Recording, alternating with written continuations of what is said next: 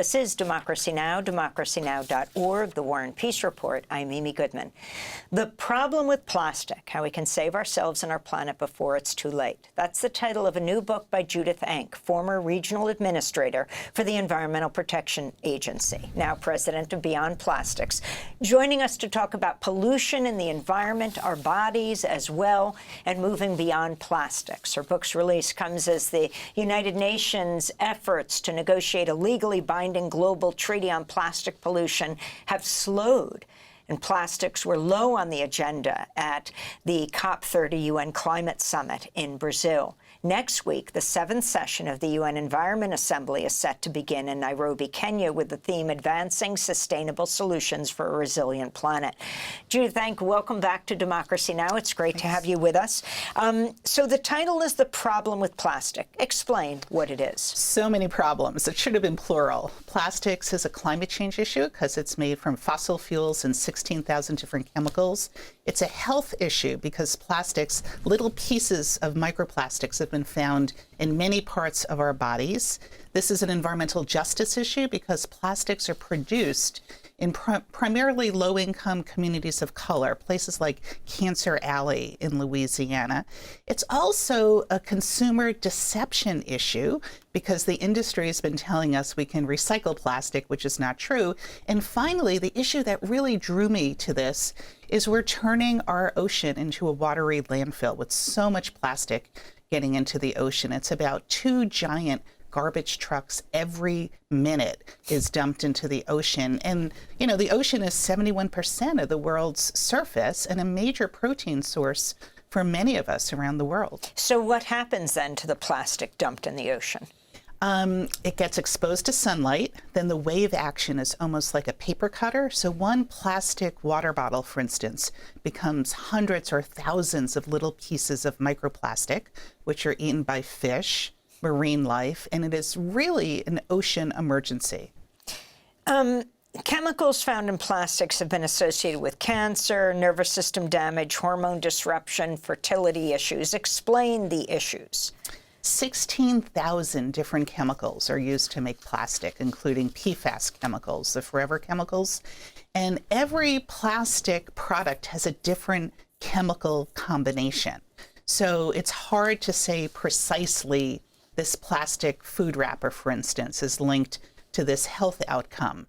But we know that many of these chemicals, as you say, cause cancer, they're reproductive toxins. And my big concern is the plastic packaging that touches our food and our beverage, especially if it's ever heated. Okay, so that goes to the issue of microwave. You say don't microwave in plastic, but how many plastic containers say microwave safe? Yeah, it shouldn't. You should not put any food containers in the microwave because the chemicals very likely are leaching into your food. You can kind of taste it, right? And definitely don't use black plastic because that's from recycled electronic waste. So this is so... Wait a second, just the color, the plastic, the color of it means it's recycled electronic waste? Very likely. If you have like a black plastic takeout container, when you get home, take it right out of the container and put it on your plate. I really try to avoid black plastic. There have been good studies on this, but any kind of plastic you want to avoid heating. What about putting it in your dishwasher? Not a great idea, particularly if you're using it for food. Because? Because the chemicals will leach because it's exposed to heat. Can you talk about microplastics? Microplastics are 5 millimeters or less, teeny tiny pieces of plastic. Scientists have found microplastics in our blood, our kidneys, our lungs. They've been found in heart arteries, and if it's attached to plaque, you have an increased risk of heart attack, stroke, premature death. Unfortunately, it's crossed the blood-brain barrier and has been linked to Alzheimer's and other neurological diseases recently. We need these studies repeated. We also know that microplastics have been found in the human placenta and breast milk, so our babies are being born pre-polluted. And when I talk to legislators that are male, I mentioned that it's also been found in testicles, and they start to pay attention.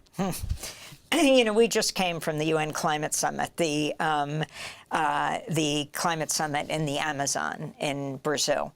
There was a lot of activism there, but very little around plastics.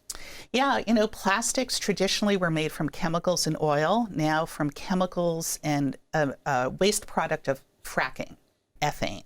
So plastics is very much a climate issue.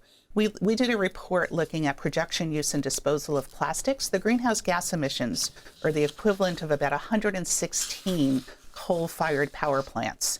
There's a separate UN process going on with plastics, but unfortunately, because of the positions of the United States and Saudi Arabia, that process did not reach a conclusion, but it is ongoing. So if you can talk about who's lobbying for plastics and what you think needs to be done, because your book has the word saving ourselves and the planet before it's too late. Yeah, we chose those words purposefully. So this is a political science issue, not a science issue.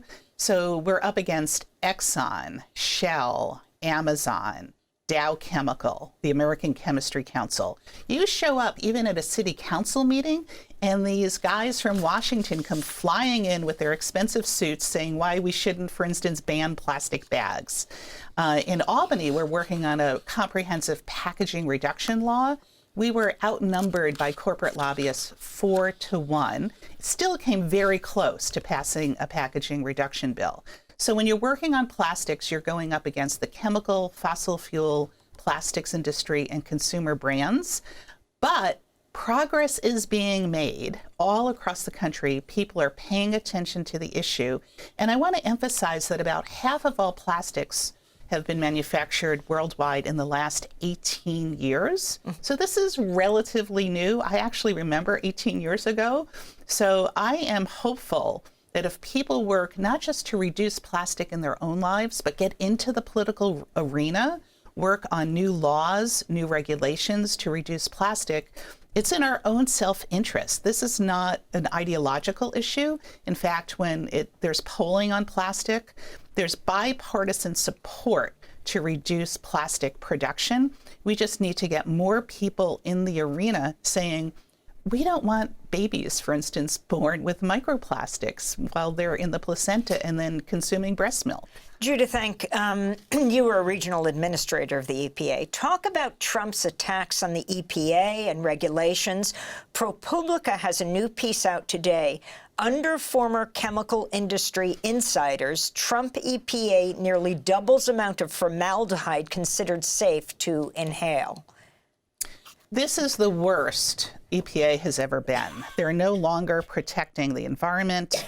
They're no longer protecting public health. You have people from the chemical industry at EPA making policy.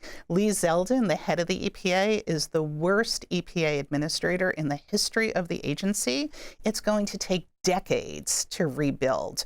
Places like Cancer Alley, where plastic is produced in Texas, people are being poisoned every day, and the EPA is doing nothing to protect health. It's really a national embarrassment and something where the states need to step in, and we haven't seen that yet. The California Attorney General has sued ExxonMobil for its recycling claims. Yeah, Attorney General Rob Bonta sued ExxonMobil for not telling the truth about plastics recycling in September of 2024. The plastics industry tells us, don't worry about all the plastics you're using, just put it in the recycling bin. But plastics recycling has been an abysmal failure. People should keep recycling paper, metal, glass, cardboard, but the plastic recycling rate is only 5 to 6% nationwide because plastics are made from so many different chemicals, different colors, different plastic polymers that they cannot be recycled together, unlike other material. Talk about the policies more around that make a difference, from single-use plastic bans, and explain what that is, bottle bills, extended producer responsibility laws to reuse and refill systems. So our book, The Problem with Plastic, has model bills that people can work on at the local or state level. We are alert enough not to be trying this at the national level. All we're doing in Washington is playing whack-a-mole, trying to beat back bad things. But communities can ban plastic bags. You can have policies called skip the stuff. So when you get takeout food, you don't automatically get the plastic utensils and the straws. You have to ask for it. The bottle bill is the first bill I ever worked on as a college student with NYPIRG. It puts a refundable deposit on soda and beer and water bottles. You bring it back, and that's the only recycling success story with plastics, is the plastic bottles do get recycled. But the major policy reform we need is called extended producer responsibility, where companies that produce all this plastic need to take some responsibility. We have a model bill that takes it further and requires, for instance, that all single-use packaging be reduced by 50% over 10 years, and that the most toxic chemicals used in plastics, like PFAS chemicals, lead, cadmium, formaldehyde, not be allowed to be used in packaging. I want to end with where you started, your dedication. You write, by design, low-income people in communities of color bear the burden of plastics.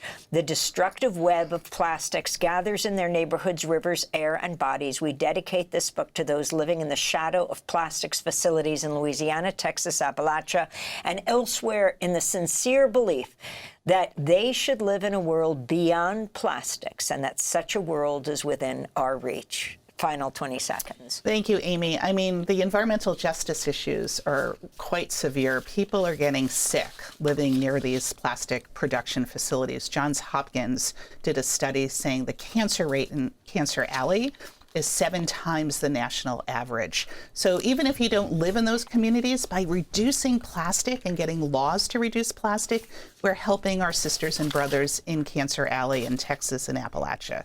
Judith Enck, I want to thank you for being with us. Former EPA Regional Administrator, President of Beyond Plastics. Her new book is The Problem with Plastic: How We Can Save Ourselves and Our Planet Before It's Too Late.